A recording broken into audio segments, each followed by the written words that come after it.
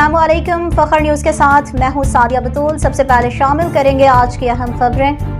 Report bureau chief Punjab G S Ayub, speaker Punjab assembly Malik Muhammad Ahmad Khan کے سابق وفاقی وزیر و مسلم لیگ نون کے سینئر رہنما خواجہ سعد رفیق کی بیٹی کی شادی کی پرمسرت تقریب میں شرکت۔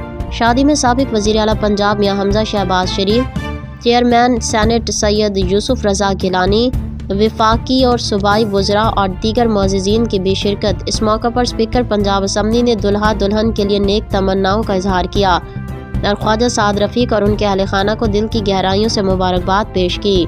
مزید اپڈیٹ کے لیے دیکھتے رہیے فخر نیوز HD۔ اللہ تعالیٰ نئے جوڑوں کو خوشیوں بھری ازدواجی زندگی عطا فرمائے، آمین۔ مزید اپڈیٹ کے لیے دیکھتے رہیے فخر نیوز HD۔ مزید خبروں اور اپڈیٹس کے لیے دیکھتے رہیے فخر نیوز HD۔